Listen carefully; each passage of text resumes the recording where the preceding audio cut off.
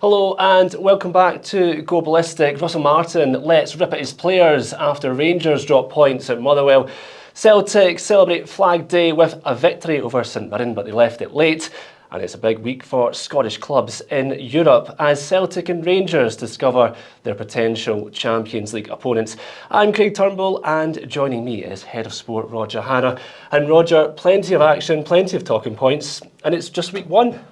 Absolutely. It's funny because on Friday you listen to Brendan Rodgers talking about his frustration at not getting players in, and I said every Celtic fan would agree with him. 24 hours later, Russell Martin has a pop at the Rangers players talking about them parking egos, and every single Rangers fan will agree with him. I thought it was unusual for a Rangers manager to come out and more or less throw players under the bus after one game, but Rangers fans would be in total accord with what Russell Martin said. They've seen it all before. They saw drop points at Tynecastle on the first weekend last year. They saw a defeat at Kilmarnock on the first weekend the previous year. There was no momentum at the start of the season, and they never really caught that momentum and caught up with Celtic. They're 2 points adrift after one game, Craig. So it's probably understandable that the new manager was scunnered, for want of a better word. Indeed, and we'll be going to Kris Boyd later for his take on that astonishing rant after the game, but now we can just get a wee cut of that just now and see what he made of it. When the problems are, and I've said to the players, it's no different to what I've said to you. It's not me digging them out and trying to, I take full responsibility for it. That hurts me more than anything. The problem should be tactical, there shouldn't be mentality. So we have too many guys that slip into self-preservation mode, and I think it's been a factor of this club for the last few years for sure. So when it's going well, you're all in. You want to run, you want the ball is nice, but when it's not going well, don't want to run so much. You pick and choose when you want to run. You pick and choose when you want to compete and mark your player from a throw-in or a corner. You pick and choose when to run back, and it's unacceptable for this football club. And for us, the coaching staff, it's just not acceptable. So loads of teaming problems, the same, like in terms of tactically that previous clubs have been at and all that stuff. There's always going to be, we're 6 weeks in, so there will be issues. Roger, huge game coming up now. Well, it's going to be a huge game anyway against Victoria Pilsen, but does this just ramp up the pressure a wee bit now on Russell Martin? I'm not so sure it does. I mean, I don't think many people, even Rangers fans, expected Rangers to get through 3 rounds of Champions League qualifying. It was big to beat Panathinaikos because that guarantees European football into the new year. Can they get past Pilsen? I think it's probably a 50-50 tie. I think the draw has been kind to them, either Club Brugge or Salzburg rather than Benfica. It was a possibility in that non-champions path, Craig. So there is an opportunity for Rangers. They've punched above their weight in Europe in recent years while punching beneath their weight domestically. So there's always a chance for Rangers to get through in Europe. I'm not sure that will have an impact domestically. Even if they beat Pilsen tomorrow night, that guarantees them nothing against Dundee at Ibrox on Saturday night.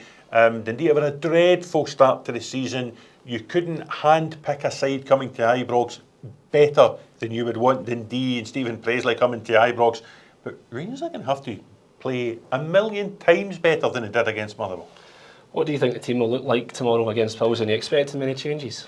Well, listen, it's a really interesting question. If it was up to me, I think there would have to be changes. I think Desus needs to come in for Danilo, and I know there's been AK Athens and Olympiacos and all manner of speculation about Desus, but while he's a Rangers player, they need to put him in the team because he's a better player than Danilo.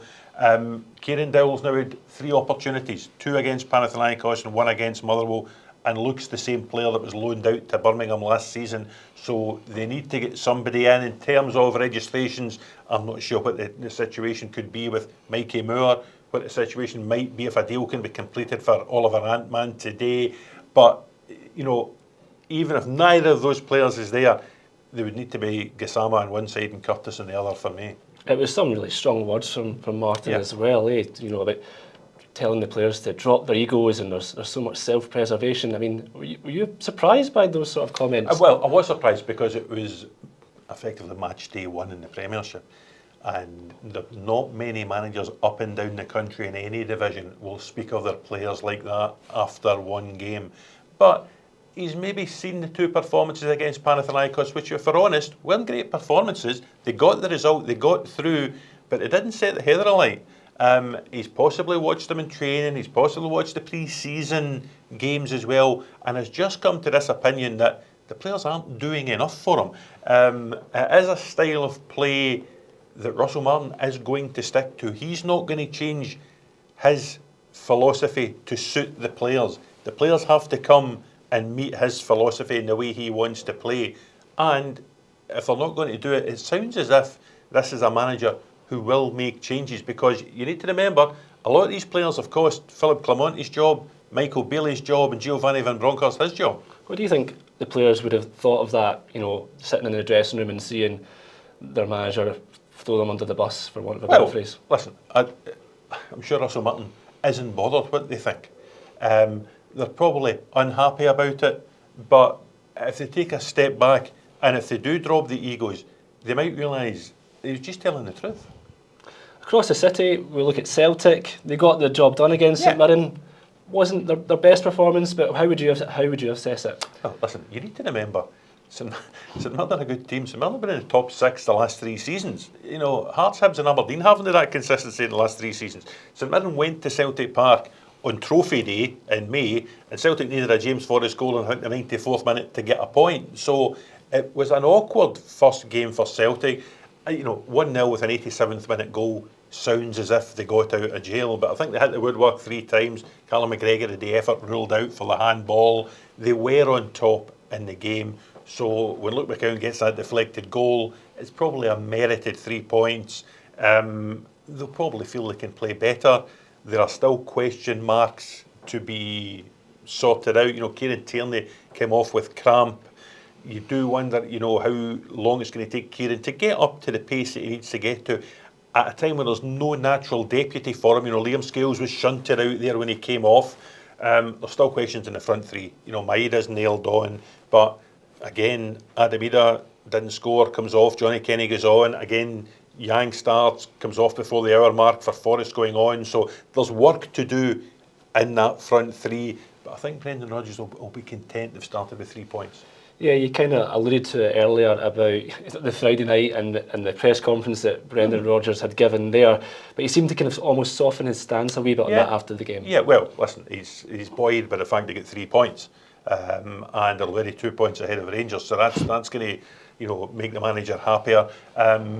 He knows that the Champions League draw was coming today. I think it's Slovan Bratislava or Kairat Almaty, so he's now going to try and inject a bit of positivity into the place, I think. I suspect the squad Celtic have at the minute, without any additions, should be enough to get them back into the group stages. And then it might be a case of, when they know the money's coming in for the group stages, they've got the Nicholas Kuhn money, there was money coming in for the Frimpong deal to Liverpool, they may well spend big, as they did 12 months ago, just before the window closes. Yeah, and a fairly kind draw, would you say, compared to the teams that they could have faced? Yeah, I think Celtic and Rangers probably could have had worse draws today. So it's not often you can say that, but there's a chance there. There is a chance there for them both. And let's look at Hearts then. There are a lot of predictions that they could be the third force in Scotland this season, but Tony Bloom, he wants them to go further. Yeah, I mean, I tipped them for third. A number of reasons. A, they don't have that European football that Aberdeen definitely have, and Hibs might have that Thursday, Sunday. Recent seasons would show it does take it out players. I think Derek McInnes will be a good manager for Hearts. They've now got a huge squad to handle everything across all competitions domestically. Tony Bloom was in town last night. I think he spoke to the foundation of Hearts. He spoke to the media in Edinburgh this morning. He's going to be at the Aberdeen game tonight. And you can understand the positivity of Tony Bloom, because everything he's touched in this game of football has turned to gold. Brighton, I remember when Brighton were in the 4th tier not that many years ago. He has changed the club beyond all recognition. It's data driven, it's your algorithms, it's Jamestown analytics. He's put money into USG in Belgium, who won the league. So he will believe that he can come in, put money into Hearts, and in time they will be able to challenge Celtic Rangers for the league. I don't really remember a time, well I do, 40 years ago, they challenged Celtic and came up short on the last day. Yeah. I think it's a big ask for Hearts to win a league title, but I think, if they get closer this season to Celtic and Rangers, it could be the first step to something really positive at Tynecastle. Do you think they could split the Old Firm this season? This season, I don't think so. I think there's too much. I don't think Rangers will win the league because I think there's too big a gap to Celtic. And I don't think Hearts will finish second because there's too big a gap to Rangers. Hearts were 7th last season, remember. So there's a big gap to bridge. I don't think they'll do it this season. Okay, great stuff, Roger. I'll let you go and chat to Kris Boyd. Thank you. And for the viewers at home, don't forget there's lots more great content on the Scottish Sun YouTube channel. It's the one-on-one with Billy Dodds, and we can see a little snippet of that right now. The fans, that noise that night, you'd have to be a Rangers fan or involved with the club to understand it, how loud the fans got. It was incredible, and I said, and I've been there and playing Champions League nights and Old Firm games.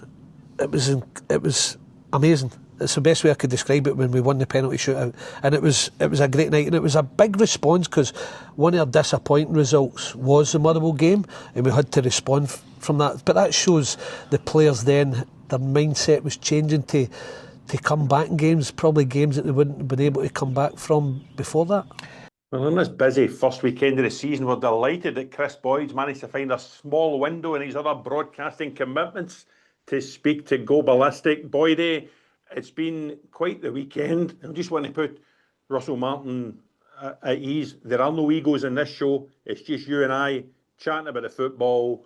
But what about the outburst from the Rangers manager on your Sky show after the game on Saturday night? There's plenty of egos in that office of yours, Roger. That's for sure. Present company excluded. Yes. Robert Grieve, to name one. But right, what was he saying? We were talking about Russell Martin. Just the post-match comments. It's a black manager that comes out and says that about his players on day one of the league season. I don't mind it. I don't mind it at all, Roger. I think I touched on it after the game on Sky that for far too long now, too many players have been running the dressing room and managers have covered up for them or failed to dig them out. I think Russell Martin was calculated in the way he went about it. He knew exactly what he was doing, and if the ones who he was talking about don't want to go on this journey with him, then they'll be out. And as I said, I don't mind it. I really don't mind it. I thought he spoke really well, as he always does. He was passionate. He showed that it was annoying the life out of him, that performance, because I think when you've worked all pre-season, and I know people will point to the fact that Rangers have had European games and they've travelled during the week, but the opening day of the season is a big occasion for everyone. It should be an occasion that you're up for and you're ready to rock and roll, shall we say. And it wasn't the case for Rangers. I thought they looked flat, lethargic. And his assessment of the game overall was spot on as well, regarding Rangers were lucky to get away with a point because Motherwell were the better team. Rangers fans will agree with him. It's 2 points out of 9 in the last 3 opening days in Premiership seasons. Who is he calling out? He exonerated Lyle Cameron, Cyril Dessers. He can't be talking about the new signings, Djiga, Aarons, Rothwell, Gassama. They've just come into the team. So Jack Butland was probably Rangers' best player. Who is he talking about? Is he talking about Tavernier and Suter, Raskin and Diamande, Danilo, Dowell? Is he talking about guys who have been there and seen this movie before?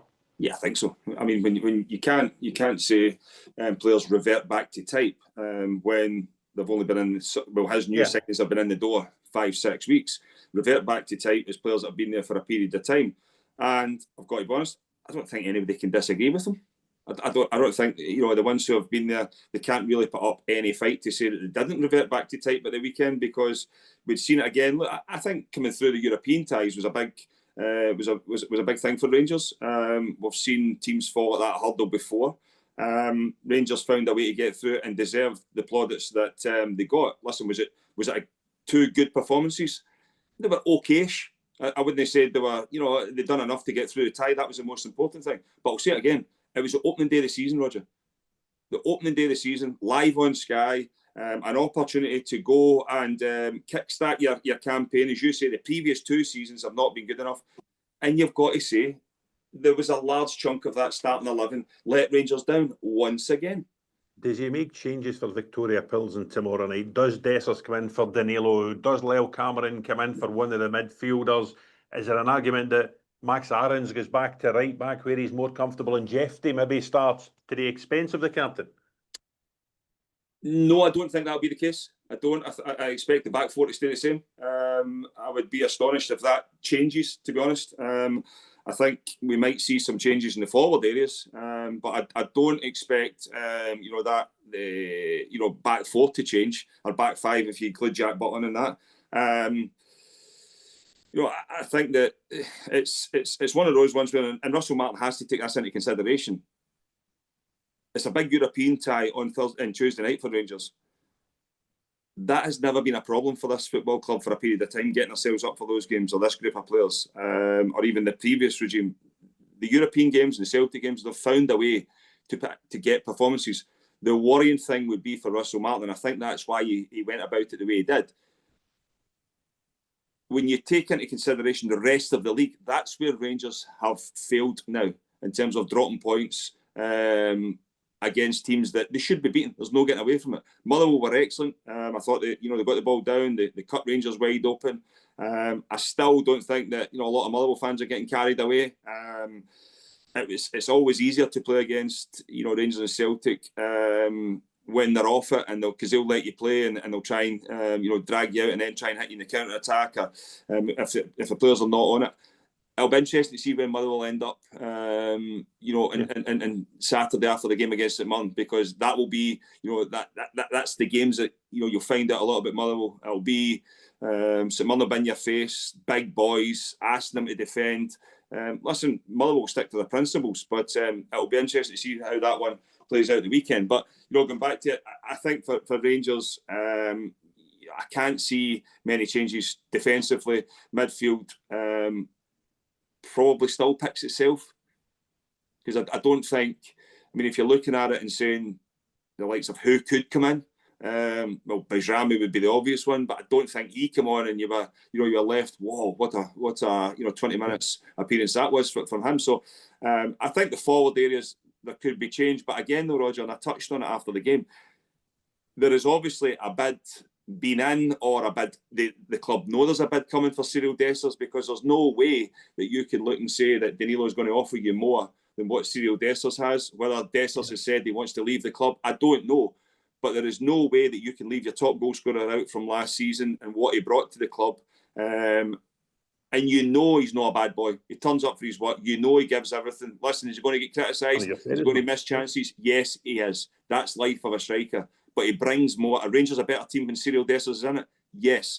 That's why I'd be reluctant to let him go. But at the same time, if the player has said, I want to move on, or there's a bid coming in, we know how this game works. There'll be agents on the phone getting things sorted out. So that the way that Rangers have went about their opening 3 competitive games of the season suggests to me that there must be something coming for Cyril Dessers.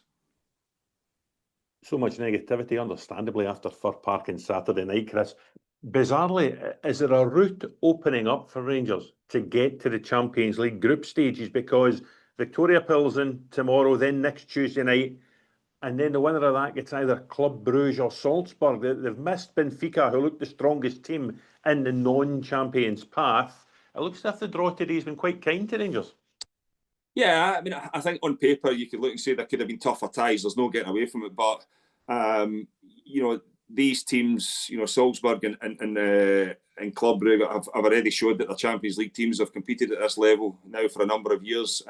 They will, that's if Rangers get through Victoria Pilsen, they're going to have to improve, and they're going to have to improve their performances that we've seen so far this season. But there's no doubt that when you look at what it could have been, Benfica, as you say, they're they would have been the toughest test, or the biggest name in the from and that stage of the competition. But it's still going to be a difficult route. It's still going to be tough for Rangers to get there. But I think if Rangers can improve, it's going to have to be quick. If they're going to have enough to get to the group stage of the Champions League, and they're going to have to get players in. I mean, I'm fed up saying it. They need pace in that forward line. It looks as if Ant-Man will arrive, and that deal will get done. Again, I don't think he's someone with blistering pace, but I think when he picks up the ball and gets at people and he look to take them on and eliminate them. Mikey Moore's another one who has got pace and can cause problems coming off. But it's for me, the worry would be your two most important positions in a football pitch are your goalkeeper and your central striker, your number 9. I don't think anyone has nailed that number 9 position. Iggerman, he's obviously injured right now, but there's been links with him leaving. Cyril Dessers probably will leave, and I don't think Danilo's a man to carry Rangers going forward.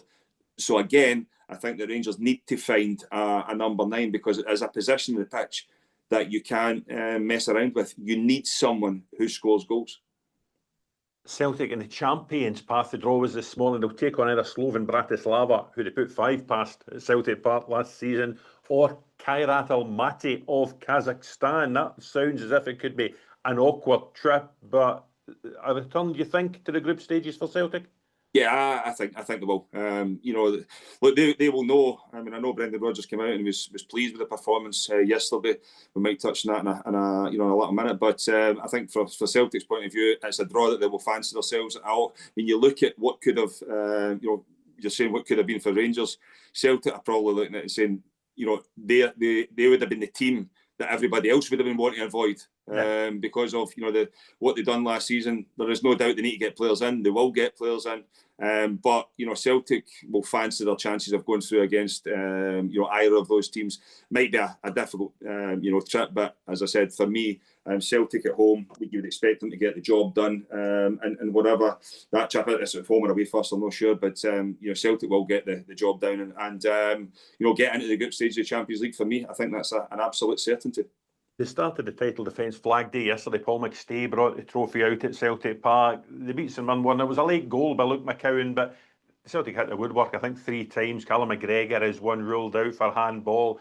It was a deserved win. Brendan Rodgers, as you said, seemed happy about it. Do you detect a change of tone in Brendan Rodgers from Friday, when he was quite aggressive in his demands for players coming in, to yesterday when he said Celtic are ready for the Champions League?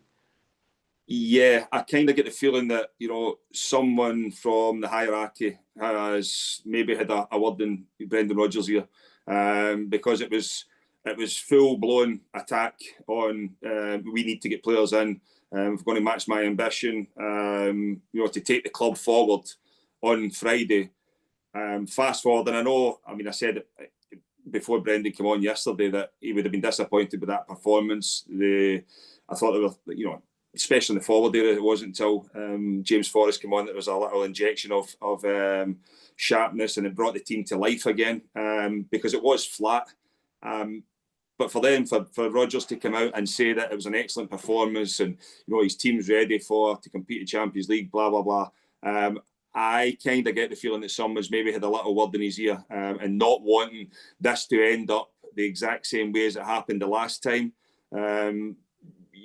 I think that Desmond obviously was able to talk to Brendan Rodgers, talk him into coming back to the club against, the wishes of, a lot of the fans. He's been able to now, get all of them back on side. And even for Brendan Rodgers, I don't think he will want a scenario where he leaves and everybody's hating on him again. I think he's someone who prides himself on leaving a football club with a legacy left behind. And as I said, I don't think that he will want to fall out at this stage, but at the same time, he won't want to be caught short, because it will come back on him.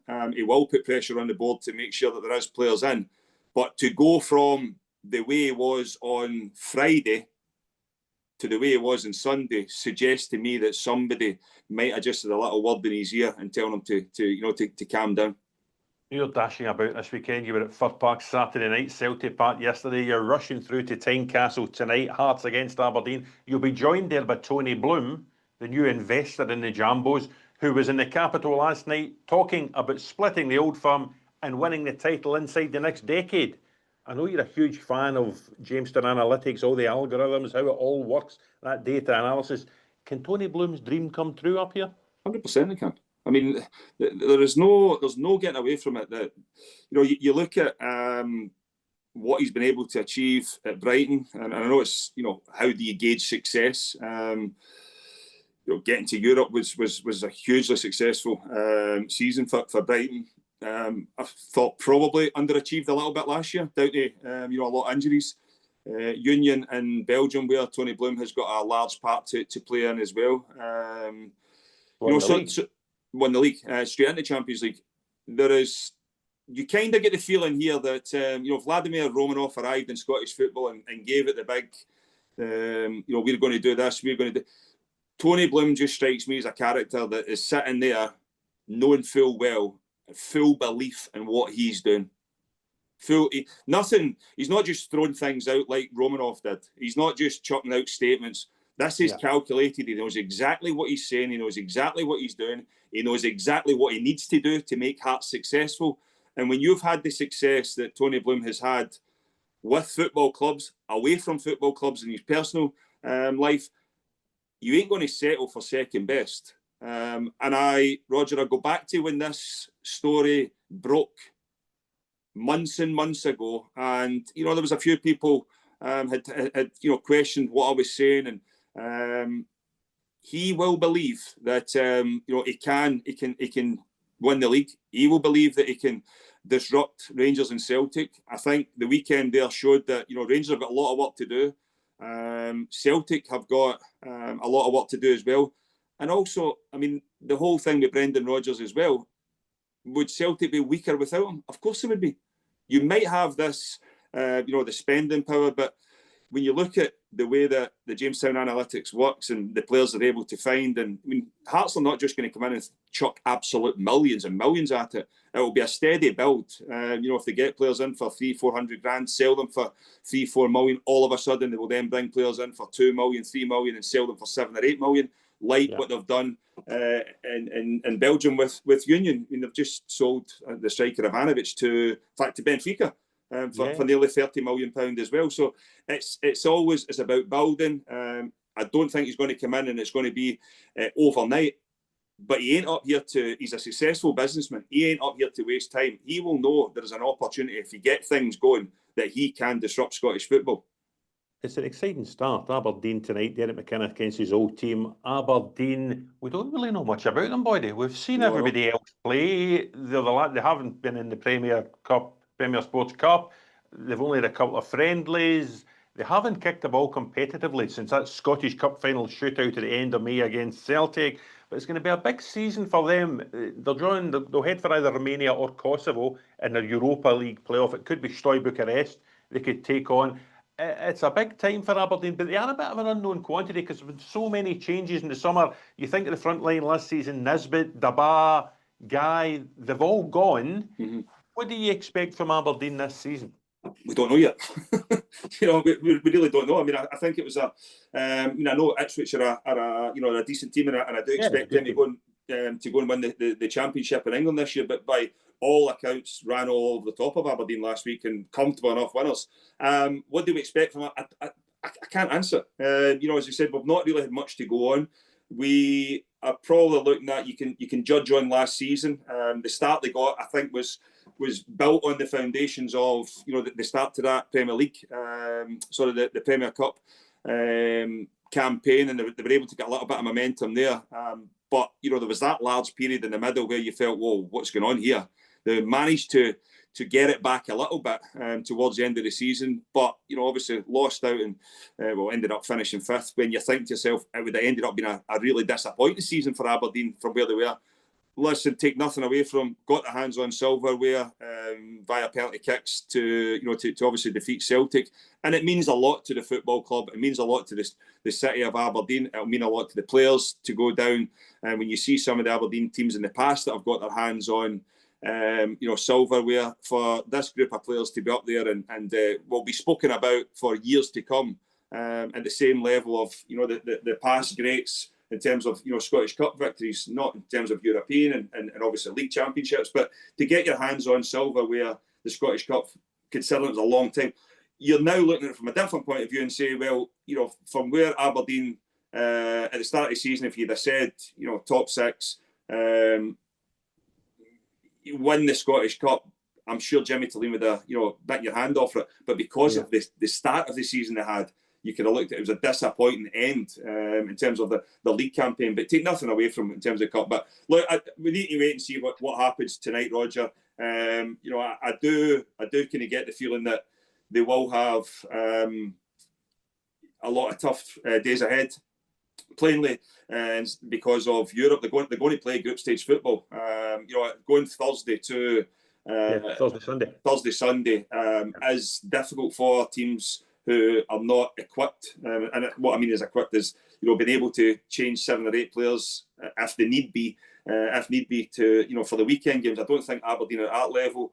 And I mean, Hibs will be hoping they get to group stages as well. But I look at Hibs and I look at Aberdeen, and they might just be a little bit ahead of Aberdeen in terms of, you know, their starting 11, their 14, 15 players. But again, Aberdeen, they've shown, you know, they're going to spend money. Dave Cormack will spend money. They'll get players in, and they'll be looking to start the season well. But you know, it's a tough opener for them tonight.